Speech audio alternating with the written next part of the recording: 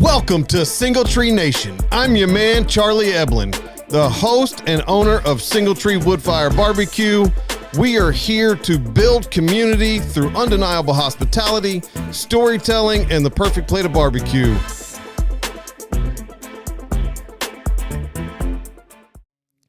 So mom is listening to the podcast, all right? Right. She's been following it. And I get this Saturday evening at 7 o'clock. By the way, grandmother's house has 6 columns. And that singer for Rage Against the Machine is what Mamaw would call intellectually impoverished. Seems he doesn't know the English language has 500,000 words in it, just saying. And I did a big long string of ha-ha-has. And I said, I thought I told you in the podcast not to listen to it. She said, are you kidding? That poured gas on the fire. No way I was going to not listen. Maybe a good walk-in song would be something from Aaron Tippin, you know. I was like, man. So that's what mom's. Oh, yeah. So we've at least got one listener that's giving feedback. We have more than one. Oh, I'm sure. I'm just saying. So welcome back to Single Tree Nation, folks. It's another episode with you, man, Charlie and Derry. What's up, y'all? We are here to have a good time. It has been a tough week on a multiple fronts, but we're here to have a good time and share some love and conquer the world's problems tonight. So let's do it. So just to kind of give some prerequisites to tonight's show, Derry and I were texting back and forth today. And I took Derry's notes and kind of twisted them all up. So we're going to go with the show that Derry kind of put together for us. Started in a twisted way. And then, I found out today that you are a fan of hot wings. Yeah. So, Trent doesn't even know this yet either, so we didn't get there, but we are going to do an episode with our man Trent narrating probably the Hot Ones Challenge. So today? Or not upcoming? today. I didn't see any wings, so Not I was today. like, okay. No, not today. I couldn't. Look, I tried to Amazon it, but you know that instant gratification. Okay, wait, you're ordering thing? their stuff? Oh yeah. Oh, okay. Oh yeah. I'm not playing. I thought it was gonna be something you'd whipped up in the kitchen, like, no. hey, let's see what we can do here. No, this ain't gonna be a butter sauce. Oh man, This is gonna be the bomb diggity. Oh, okay. Yeah, it's gonna be the stuff. I've seen some of those people's responses. Well, don't you think I've done it before? Okay. Have you ever done it before? Nope, never done it. Okay, so I think it might be worse for me than it's going to be for you Because you're anticipating it. because I already know Right. what's going to happen. I'm with that. Okay, and we'll discuss off-air preparations. I'm gonna have a gallon of milk right there. You know, I think this probably needs to happen after the March 15th. I was going to say or suggest the same thing. There might need to be some cold beer, right. 4 or 5 Yes. gallons of milk, all Yes. the things, and to really wash all this down because it's going to be Man. fun. Because I think if you're anything like me, especially after your 75 hard journey, you're going to want to eat. I always want to eat. So But I don't know if one wing per is going to be good enough. Oh, that's what I'm going to do. I could take now at the end. I may pick one and say, "Hey, what do you got in mind?" Like, well, I was thinking. I saw that little grin. I was thinking that we up it, Okay. and instead of just doing one wing per sauce, like the first 5. How many is are there? 10. How many sauces? There's 10 sauces. Yeah, 10 sauces. First 5, you get 2 wings. First 5, you get 1 wing, Okay. and the last 5, okay, you get 2 wings. All right. Look, I'm in. I can't. I can only imagine the faces I'm going to have that I'll make. You seen the one where Shaq looks at it, right? He's like, ooh, like just like that. So that's You'll probably be saying that a lot. Oh, I'm sure. Have you seen a chicken wing in Shaquille O'Neal's hand? It is. It looks like a chicken nugget. It does. It is tiny. Or a typical water bottle. The man, and obviously he's huge, but when you see everyday objects in his hand, it is. Yeah. It's wild. I mean, look, the man's he makes a basketball look like a softball. Right. He does. Yeah, I mean, huge. it's just when you're 7'2", right? You know, you're walking around weights 340, and that's healthy for you because I mean, right. I don't know if it actually that, but because he's bigger than a door. Yes. Yeah. And it's wonderful. My goodness. So that's a good segue. I'm glad you said that because one of the things we were going to talk about was insecurities and overcoming those insecurities. And can you only imagine being that large and how many insecurities he has? Well, especially if it started early. Going through that. I mean, because you're trying to find shoes, you know, and I don't know. I know somebody told me he wears like a size 21 shoe or something like that. Like they got to get. I mean, they're custom made. Which means in middle school and probably high school, he's trying to track down 15s and 16s. Right. And you don't find those on the everyday shelf. And I mean, you know, I don't know. It just seems like it's one of those things where all the other kids get this. As part of the reason he started his Shaquille O'Neal, the footwear line. Right. And he wanted to be through Walmart so all the more kids could have it and it not be such a thing. And I saw one time the number he sold. I mean, I think he comes from a different way of thinking than what some of the celebrities do. And, you know, just we have a lot of sports references. Well, I'm a sports guy. Yeah, so am I. I mean, it's easy for me to pick up there. So So when you think about insecurities and overcoming insecurities, where does that come from you? Like, because that was one of the topics that you picked out for this week. So where does that come from you?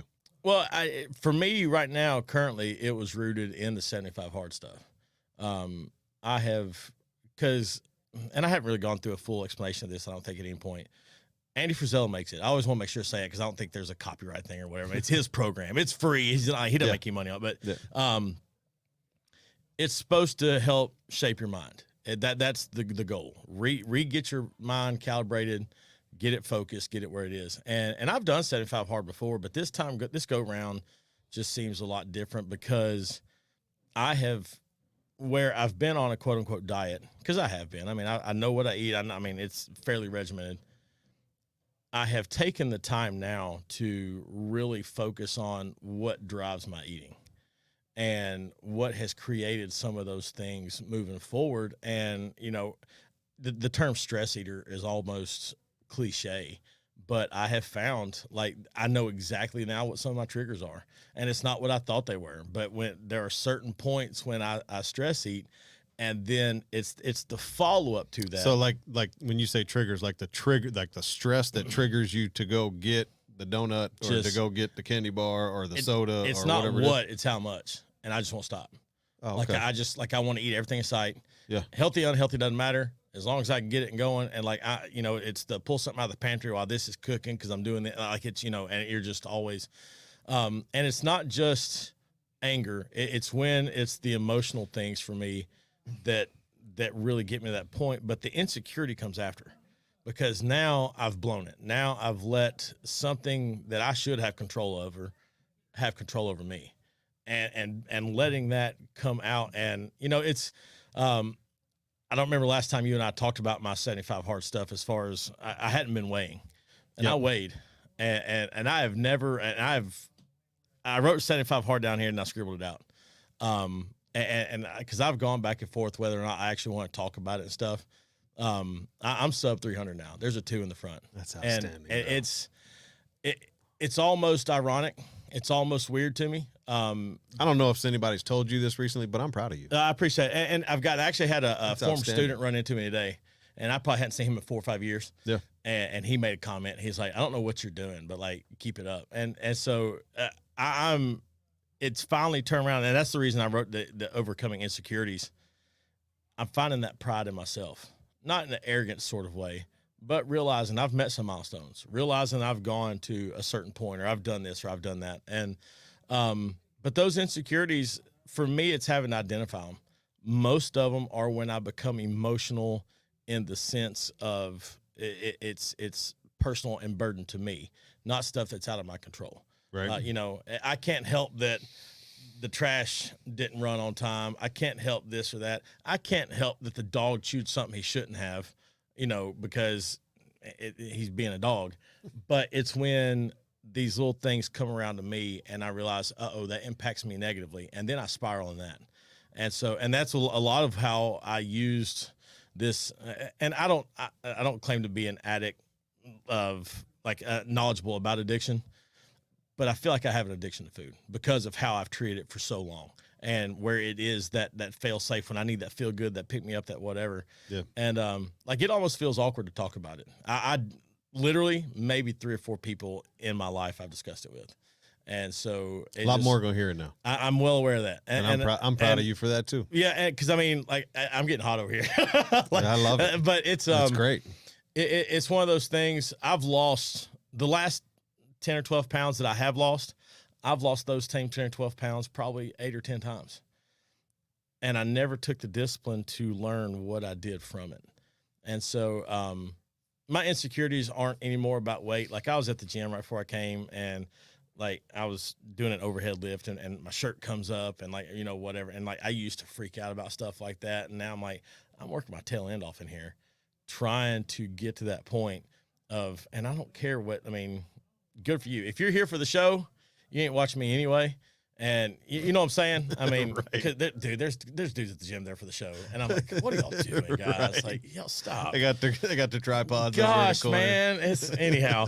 But for those insecurities in me, my biggest thing has been just identifying them and being willing to admit them. I think that's the challenging one is we want to put so much on the other person. Hey, you made me feel this way. Hey, this made me feel this way. Hang on.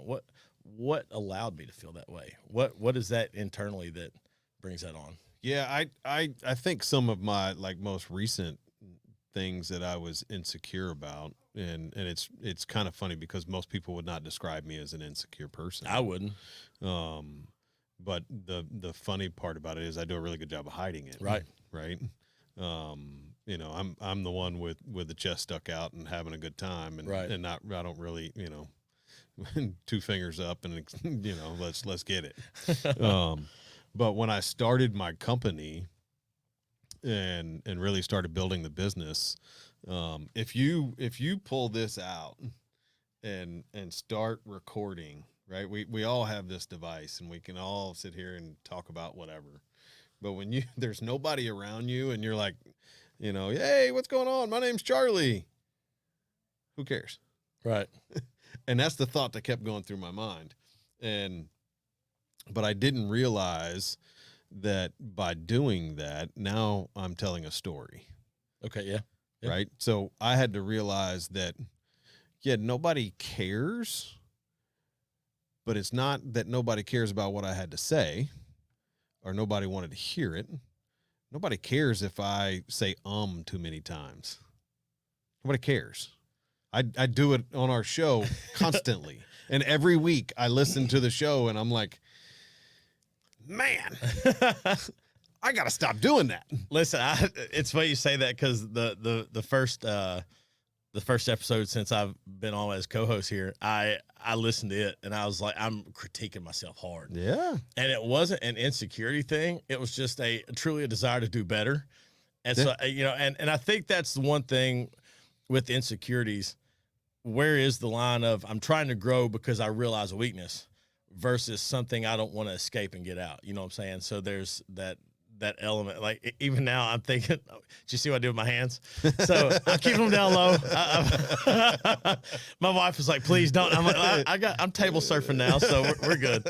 But anyhow, it's I love it. Yeah. I love it. So. I think a lot of insecurities, and and I'm not very insecure about a lot of things. Right. I have fluctuated in weight for years, and I've been 225 pounds and in the best shape of my life. Right. And could run through a wall. Right. And felt great. You remember Spainhour? Yeah. He is. I don't know why but me and him have been sharing some stuff back and forth, and he's been working out and trying to do right and stuff. Yeah. He's not too far away from high school weight. Wow. Which I mean, nice job. He hadn't Spanky. seen a picture. I don't know. I mean, he said. Does anybody call him Spanky? There's several of us that still do. Okay. I'm sure. All right. It's probably how he's labeled in our cell phone, Yeah. So Yeah. Look, I see his name, and that like Spain Hour does not Right. come out. Like, I know Nick didn't- Western does. It would, Yeah. because I think he was the one that kind of originated it. Yeah, but Yeah. Nick Yeah, has I think always so. been Spanky. It's just, Yeah. And I don't even know where that's really come from.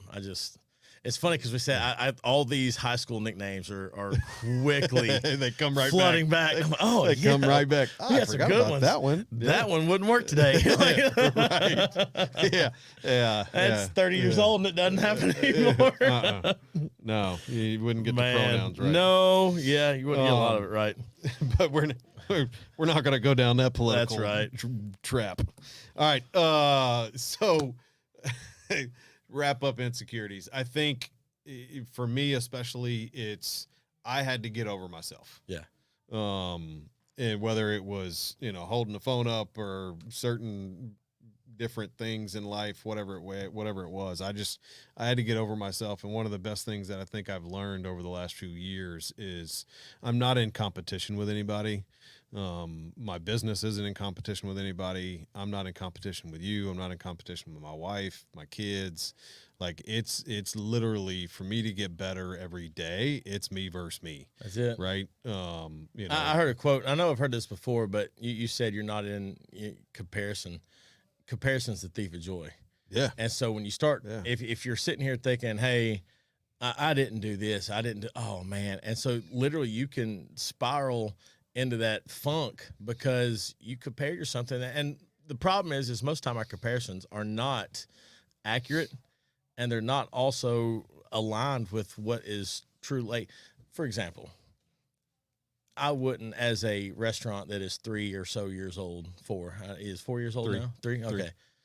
You can't go compare yourself to a company that's been around 17 years. Y'all got different operation modes, right? But you know Very what? much so. Compared to a 3 or 4 year old restaurant, if you want to give that as your comparison, sure. But so oftentimes we look at the Michael Jordan and we say, man, I can't dunk. Man, I'm not able to go out and sprint the court and pin one against the backboard like LeBron.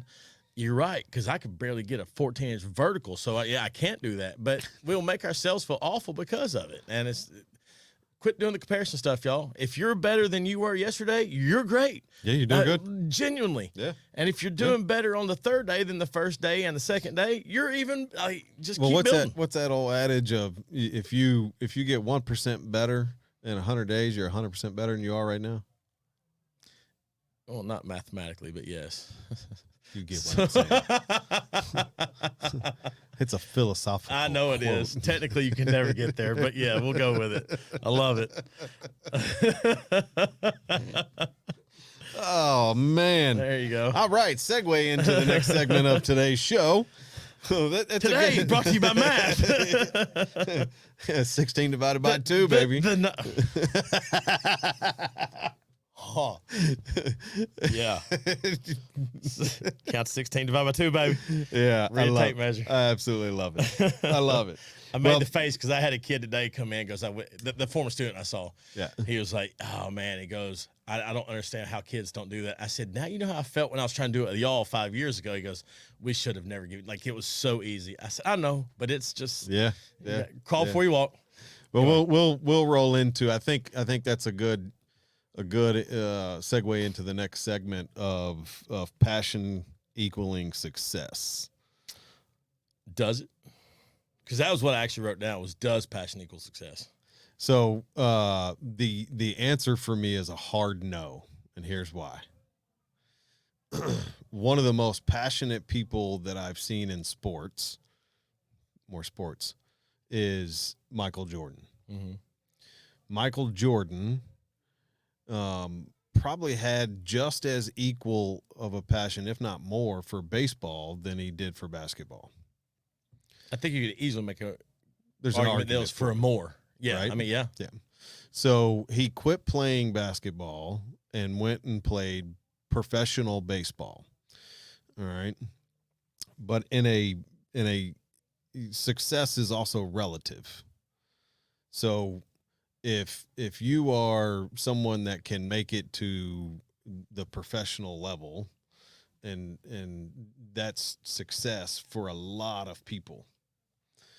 that was not success for Jordan. Right. Right.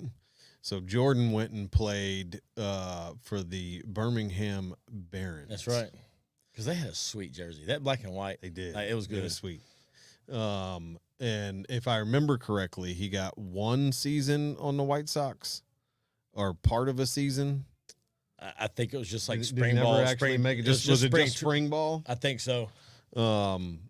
So I know it wasn't much. Right. Like I don't even know if he actually ever made it to a starting roster. I don't think he did. Nope. So, for me, that's the complete opposite of success. That's failure. Right. Right. If that was me, I wouldn't think that I was successful in that sport. So passionate people can't always be successful. You can have a passion for whatever. Well, I think, and first of all, I agree, because I think a lot of people, you have a passion and you find that in something that is oftentimes maybe the hobby or what you enjoy, or where you're able to get away from the stuff because this is where the passion takes you, drives you, and you have that joy in that. It's not to say that you can't, but I don't think everybody that goes out and starts XYZ business says, yes, I wanted to always own a golf shop.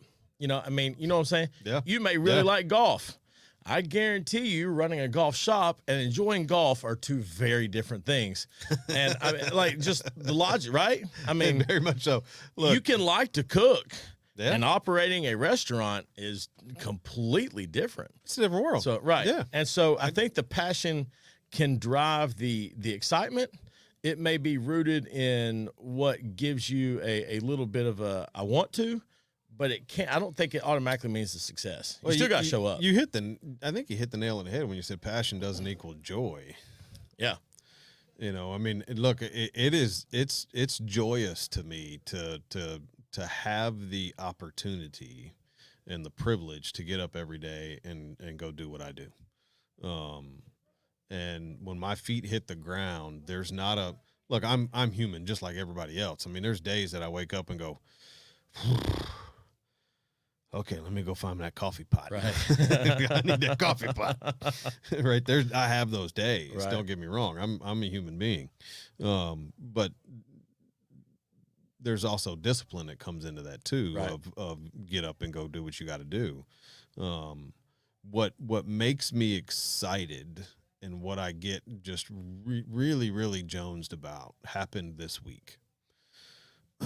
We have a regular guest. Her and her husband would come and see me, and love talking to the gentleman. Love talking to both of them. But she came in, let me know that he passed away. Oh, geez. Which was brutal, right? It's I don't know them that well, but I see them on a regular basis, and it hurt my heart. Sure.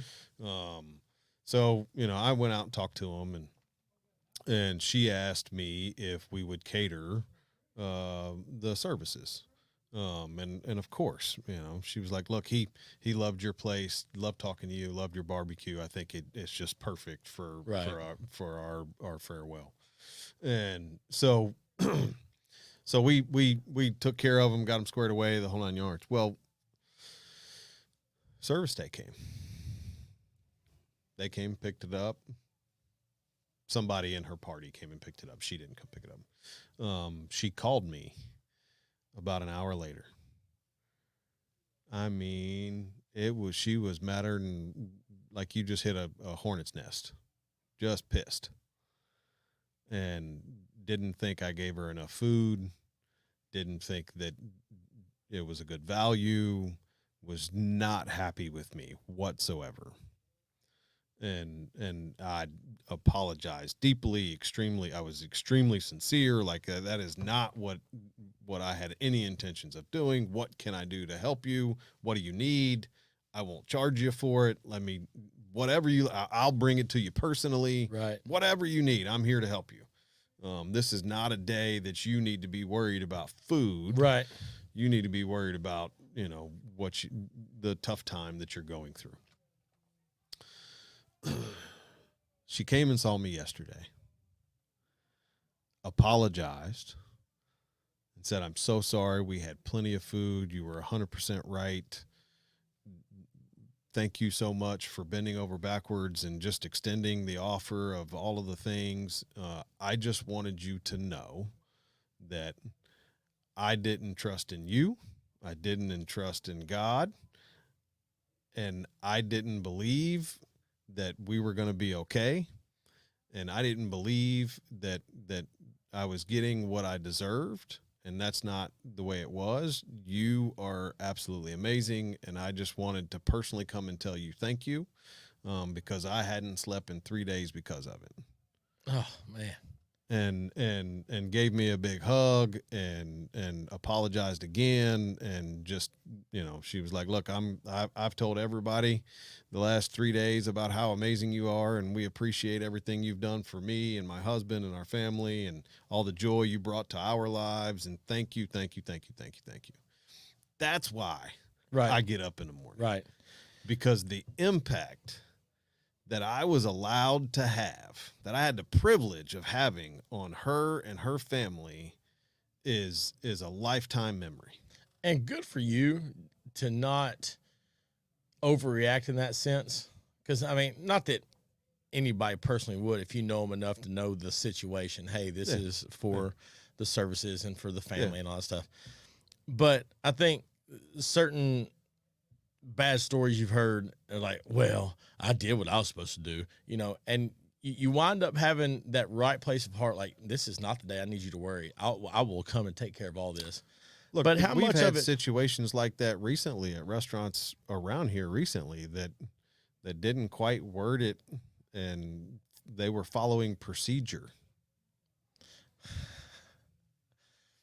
That's what they were doing. I don't know the details about all that. I'm assuming I know which one you're talking about. Mm-hmm. And I get that you're following procedure, but there's got to be somewhere in there where that logic for human interaction has to take over and say, I know procedure says this, but we're here to help the customer. We're here to serve the customer. We're in service industry. Where do we let's serve? Let's do this. Let's do that. So I'm going to tell you right now, the restaurant business is called the hospitality industry. Correct. There is no hospitality in the hospitality industry anymore. It's gone. And it pisses me off every single day I wake up. So does that make somebody like you who's willing to put in and emphasize that? Does that make you stand out in a sense of not just personally? I know you feel like you stand out, but I mean, obviously I'm going to say it does. And here's why. Here, this lady has developed this semi-relationship with you where they've seen you enough times that her husband loved your stuff. Yeah. And they thought of you at a critical family time. Yeah. And one thing I didn't want to leave out of all this, how much of her response was just letting those emotions out. And, you think one thing and you're feeling emotional, and it's the day that the service is going on and I'm angry and I'm this and I'm that. And then you look around and that's just the straw that broke the camel's back. And then you leave and you realize I've gone through this heartache. I've gone through this challenge of the day. Man, he didn't do nothing wrong. As a matter of fact, he tried to come to me. And I think that speaks a lot about this lady. Look, that she would be willing to. I have all the respect for her. There's not a lot of people that would come back Heck nowadays to do that. So look, not only come back, I think the majority of people probably would have come back to the restaurant, right? And probably would have had dinner with us again or lunch or whatever, or got a to-go order. But to come back and apologize, man, that takes stones. It does. Face-to-face apology. Face-to-face, and to give me a big, to give me a big old hug and tell me, thank you and I'm sorry and all of those. I couldn't tell you how many times I told her, you don't have to do that. I understand. I get it. I don't know the emotions that you were going through. I couldn't possibly fathom those emotions. Right. And to be married to somebody, I think they've been married 40 years, 30, 40 years, long time. Right.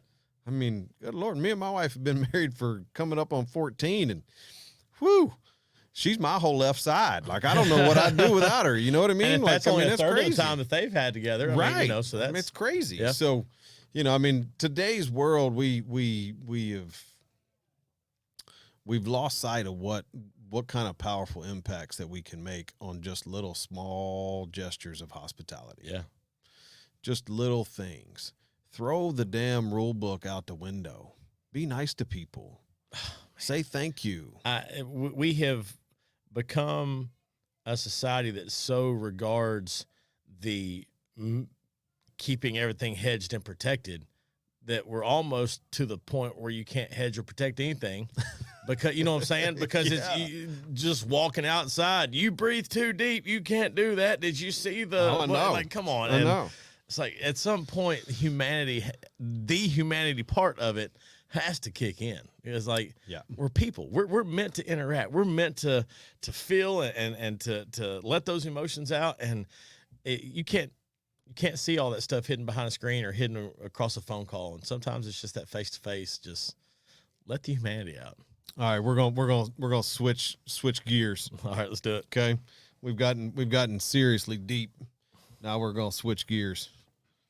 Do you like peanut butter or jelly on your toes?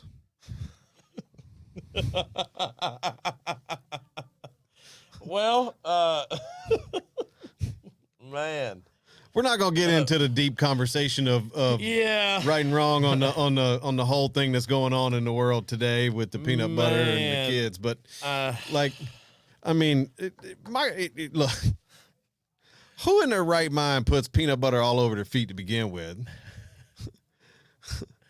And secondly, who lets them lick it off? I can only imagine that some of the feedback they got on that was not positive. Look, I can tell you right now, they didn't get positive feedback. I know on that. I can tell you if that I've was only anywhere seen around one here. still photo, and I'm like, I'd have been there. I'd have been there real fast. So, Man, that's a tough one. on the flip side, I'm going to give a personal little shout out to things that occur in schools that are for the really good. The St. Baldrick's, the shave thing that Riverdale High School does. Yep. And I know personally their SRO over there, Anthony Bragg. I've had the privilege of working with colleagues of some of the best SROs that have ever come through Rutherford County. I love them. All right, like genuine, like we become friends. Bragg is a different cut of person. He is phenomenal, and he's got that big broad smile, like just like that. I've never seen him unhappy, and he's been through the ringer with some things personally, and that I'm aware of that I'm not going to spill on air or anything, but he has the reasons not to smile, and he's always smiling.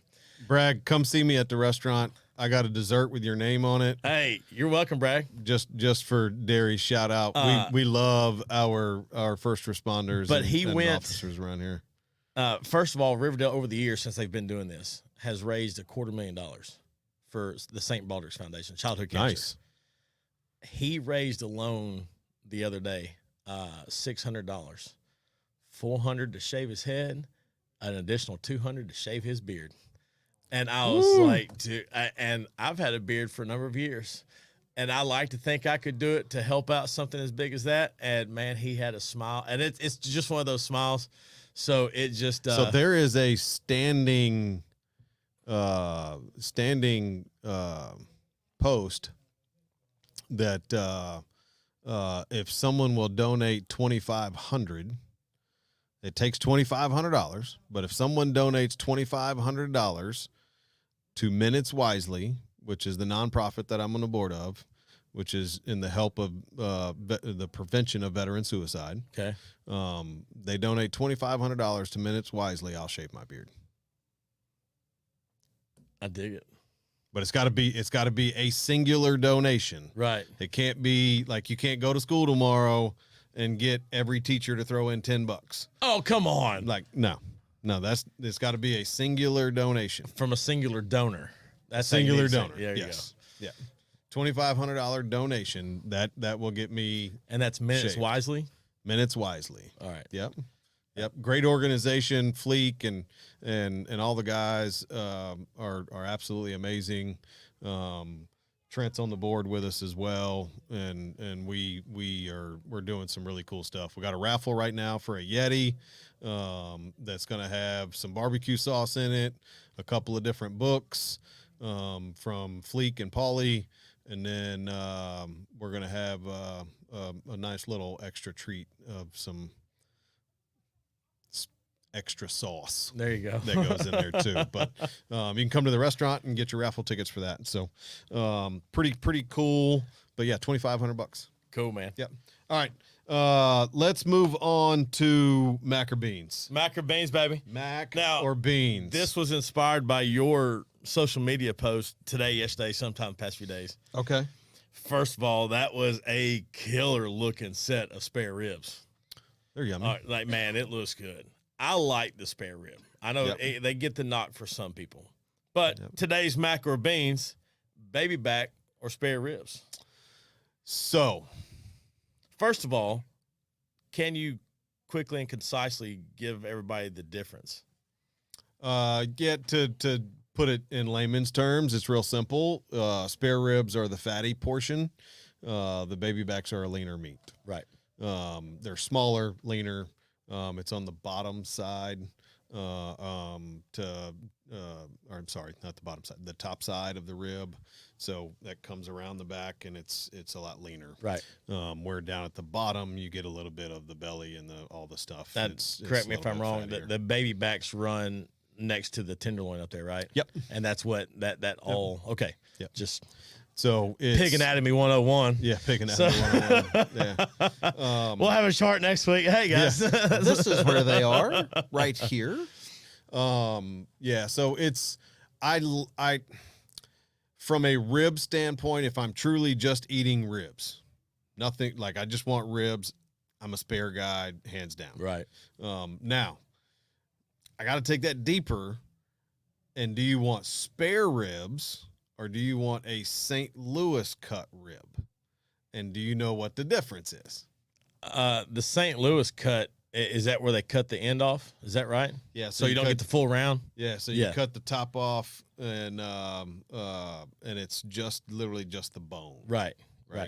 So it's about the same size as a baby back when you cut it down that way. Right. They're a lot more uniform. You can make them prettier. Right. Yeah. So like competition style barbecue, you're going to get more of a St. Louis style spare rib. Right. I'm a big fan of the spare rib, and it's purely because of like you said, if I'm just wanting ribs, I want that rib meat, and I want to just get in there and just get into it. The rib tip. So a lot of people cut that off and sell just rib tips too. Okay. And it's that portion. There's so much connective tissue and just yumminess. I do. Just yumminess. I mean, it's just it's good. I hadn't had ribs in a couple months, Charlie. So it's look. Hey, I know a guy. You know a guy. I know a guy. All right. So you're a spare guy. I'm a spare guy. Okay. I know plenty of people who are the baby back person. I think baby back gets the praise just because they are uniform. They look good. They pass the eye test. They're pretty. But I think it's funny that I think a lot of your not true barbecue people like the spare rib because it's got that kind of that knot on the backside that's the chunky part of the meat. You're not getting fat in there. You don't have to worry about any connective. It's not got that part where it connects back down to the rib bone. Yeah. It's just that big chunk of meat. You're like, that's the bite I like. That's what you can have that. All right. Yeah. I want the flavor. Yeah. I want the goodness that just is all. Now I do a special with baby backs every once in a while, but it's not a rib. It's a sandwich. Okay. So we knocked off a restaurant's sandwich. Yeah. And it's a rib sandwich with onions and pickles on it. I was asked today. So it's pretty yummy. What day was I asked? It doesn't matter when I was asked. Do y'all have barbecue nachos? We do. It's a great seller. They're absolutely delicious. Bet it is. So, all right. So brisket or pork? Oh,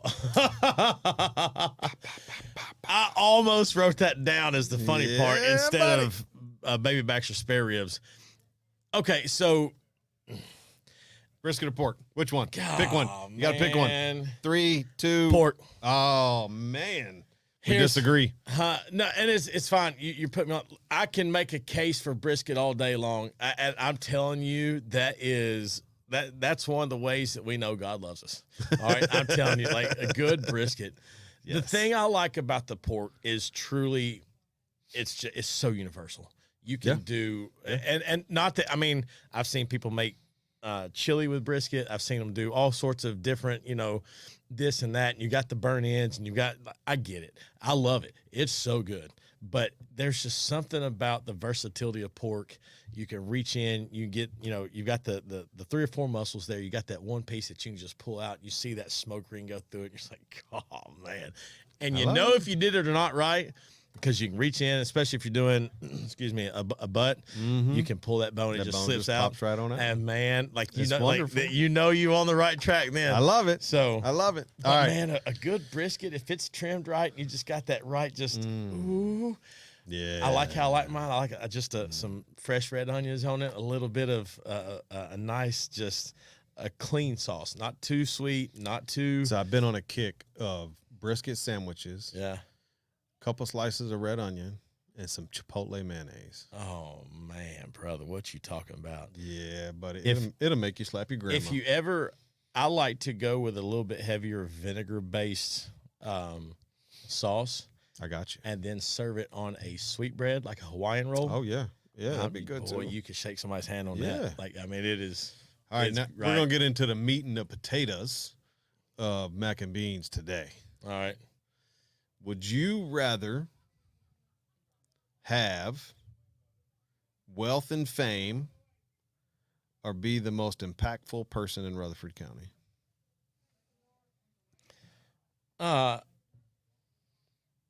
Impactful is a vague term, but Right. I gotta be honest. Like, wealth and fame has never appealed to me. Now, don't get me wrong. If I had a little extra change in my pocket, I'm not gonna be upset. Right. But like the fame side of stuff is just not like.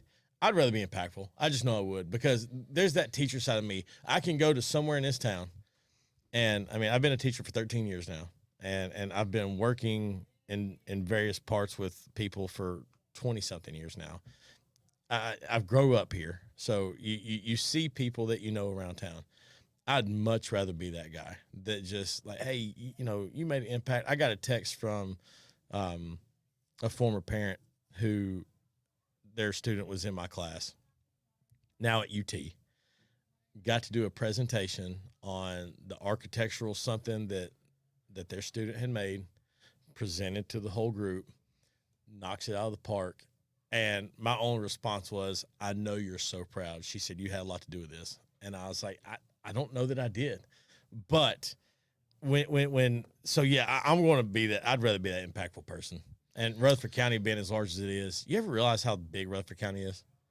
About 400,000 people now. All the way to Eagleville. I'm just talking about landmass. Oh yeah, it's huge. All the way to Eagleville to the tip of Laverne up there. It's one of the largest geographic counties in the state, isn't It's it? got to be. I mean, just from Do the we- eye do test, we know it's gotta that? be.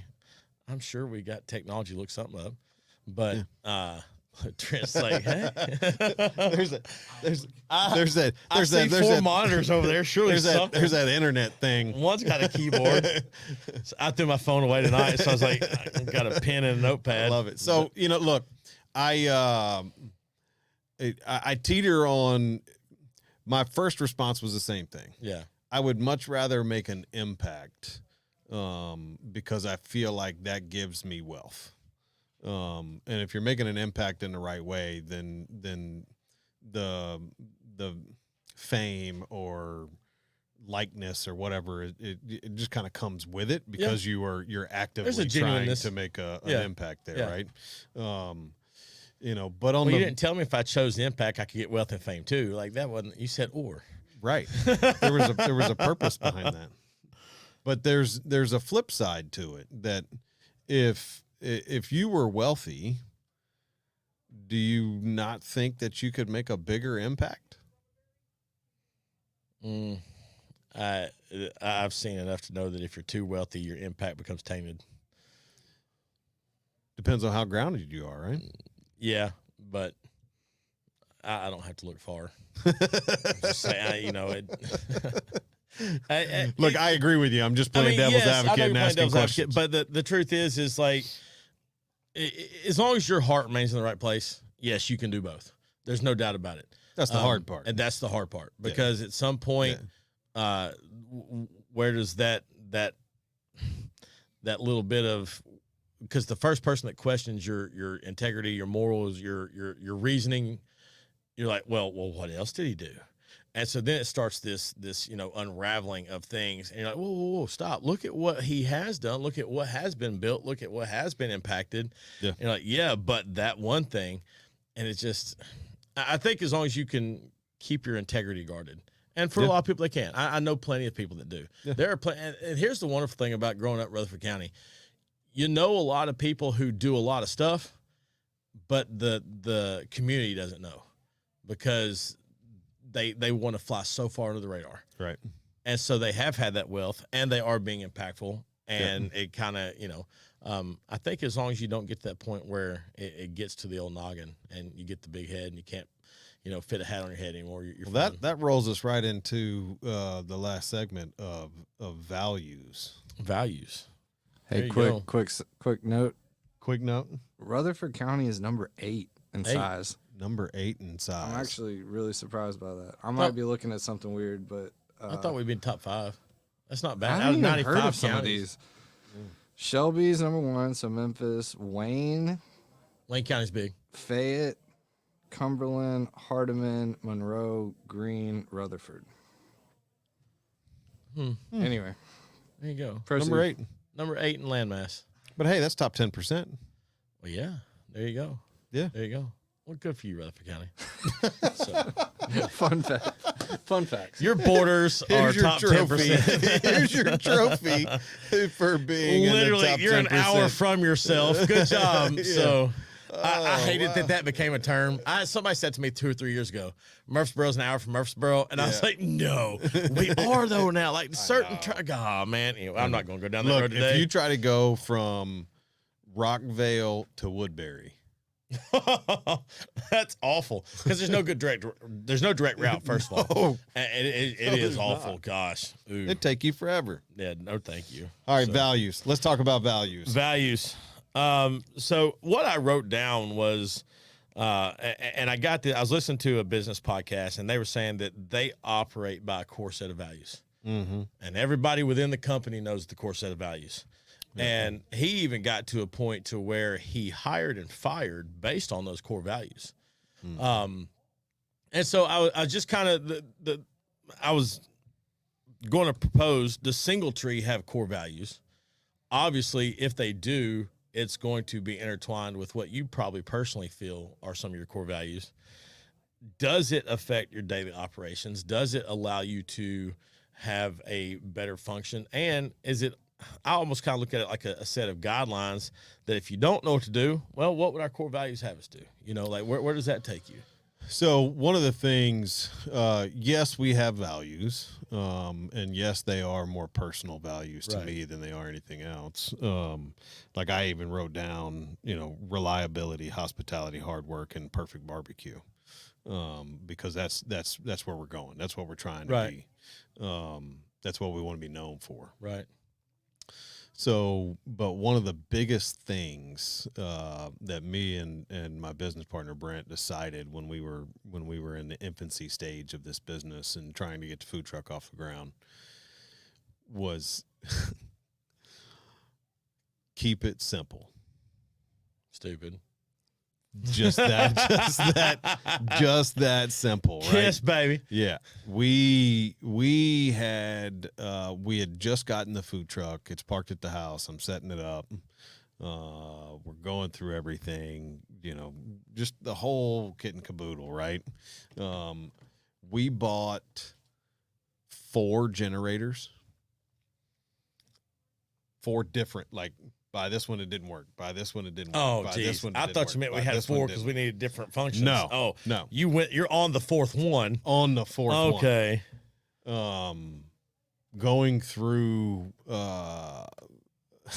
inspections, and the trailer was not built for Murfreesboro. It was built for another county. So we had to go through and reorganize some things and do some different stuff. And and essentially the hot water heater we had was too big. It held too much water per regulation. That's not the way that it was put to me when I'm going through it. Right. It was put to me that either my clean water tank was too big, or my wastewater tank wasn't big enough. So I'm thinking, well, shoot, I got to either replace the clean water tank, which I have no idea how to pull that thing out because it's inside a cabinet, Right. or I have to get a bigger wastewater tank. So my immediate reaction was, well, we just spent a whole bunch of money on this trailer, and now we're going to have to spend a whole bunch of more money to buy a new wastewater tank. Who knows how much that's going to cost? Get on the old interwebs, start looking through. It's going to be like $4,000, $5,000. Gosh. I'm like, oh my goodness. Really? I just got to get off the ground. Right. 2 weeks goes by of every day stressing about this. And all I have to do is put an on-demand water heater in. Oh, come on. That's all I got to do. $126. Gosh. Change the water heater out. You're good to go. That's all I had to do. Well, So from there, we adopted, okay, we got to slow down. We're really good at keeping things simple. Let's keep things simple. Right. Problem arises. Okay, what's the problem? What's the fix? How do we get from A to B? right. Which has been one of the biggest things that we've done in the entire company, in the entire evolution of Single Tree and what we've gone through, starting from hot water heaters, generators, Sure. to menu development, specials, marketing, our podcast, Right. like everything that we've adopted and everything that we've grown into, we've just tried to, okay, let's keep it simple, stupid simple, Right. and execute that flawlessly. We do that, we can move on to the next thing. Right. Right. So, from there, man, I'm really, really simple when it comes to values. Don't overpromise and underdeliver to me. Don't tell me you're going to do something and not be able to live up to it. Right. I would 10,000% rather you come to me and say, yeah, I can't make that happen. Even if it puts me in a bind. But at least you know. But then I know, okay, I Right. got to figure something out. Right. So don't overpromise and underdeliver, because that drives me bonkers. I expect you, if you have a commitment, to live up to that commitment. I don't expect you to exceed my expectations, right? I don't. If you're scheduled at 10 o'clock in the morning, I don't expect you to be there at 10:40 or 9:40 every day. Right. I expect you to be there at 10 o'clock. Right. I don't expect you to come into my restaurant and cook better than me on day one. Right. Like I don't expect you to come to my restaurant and cook better than me at all. Right. I expect you to try. I expect you to work hard. I expect you to learn. Those are the things I expect. Those are the values that have gotten me to where I feel like we are today. The things that have kept me afloat in my entire career. Look, I was a general manager of a restaurant at 21 years old. I ain't know shit from Shinola. Ugh. I know nothing. But I worked really hard. I tried to learn every How many of day. your employees at the time were older than you? I think most of them. Most, right. I mean, 'cause Yeah. I just, I think most of them. who's this You young know? kid coming in here? I ain't doing Yeah. this. At 30 years old, I was running 15 locations. God, man. At 30. That's just a wild concept for me to think. Anybody not in the business world, I think, to me at least, that should seem wildly like just huge. 15 locations.